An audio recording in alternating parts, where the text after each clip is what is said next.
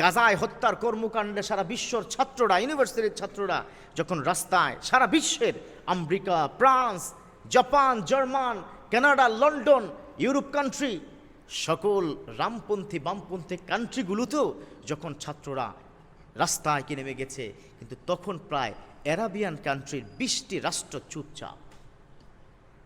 অত্যন্ত দুঃখ ভারাক্রান্ত হৃদয়ে আমাকে বলতে হচ্ছে, সৌদি আরব যদি আমার বিশ্বনবীর জন্মভূমি না হতো, সৌদি আরব যদি মদিনা শরীফ না থাকতো, কাবা শরীফ যদি কি না থাকতো, আমি ব্যক্তিগতভাবে কে বলছি ওই সৌদি আরবে আমি থুতেও ফেলতাম না। কারণ হচ্ছে সৌদি আরব সরকার বর্তমান যে রাজামূলক যে সরকার, এই সরকার নিষিদ্ধ করেছে ইউনিভার্সিটির কোনো ছাত্র ইসরায়েল বিরোধী কোনো কর্মকাণ্ডের সাথে বা কোনো স্লোগানের সাথে, কোনো আন্দোলনের সাথে যদি জড়িত করা হয় বা জড়িত থাকে, তাকে বহিষ্কার করা হবে। সেম সৌদি আরব সরকারকে আমি এই কথা আজকে এখান থেকে বলতে চাই, প্লিজ বিশ্বনবীর এই মাতৃভূমিকে কলঙ্কিত করবেন না।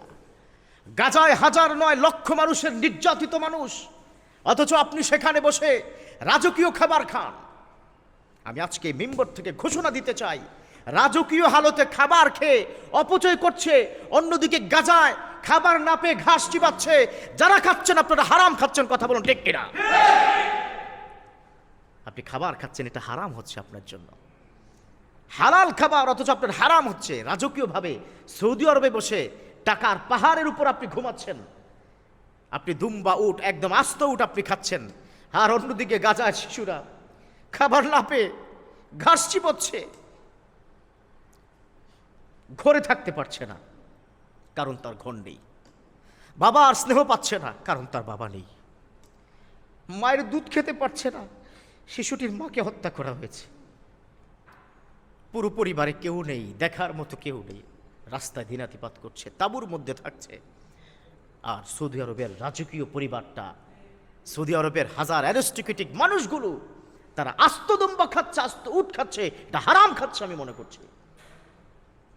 এখন হয়তো আপনারা প্রশ্ন করবেন আমাকে যে হুজুর আপনি কি করেছেন? আমারই বা কি করার আছে?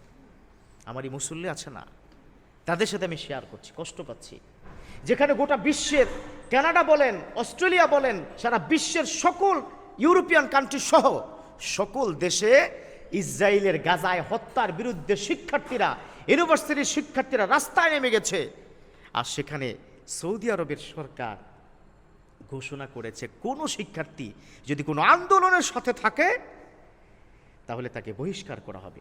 নীতিমালা করে, আইন জারি করে তাদেরকে ইউনিভার্সিটির মধ্যে আটকে রেখেছে। আরাবিয়ান কান্ট্রিগুলো চুপ।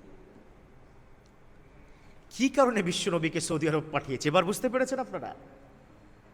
আমার বিশ্বনবীকে এই কারণেই পাঠিয়েছে, আইএমএ জাহিলিয়াতের সর্বনিম্ন স্তরে যখন পৌঁছে গেছে এই আরাবিয়ান মানুষগুলো, তাদেরকে মানুষ বানানোর জন্য, তাদেরকে পিটানোর জন্য আমার বিশ্বনবীকে ১৫০০ বছর পূর্বে পাঠিয়েছে।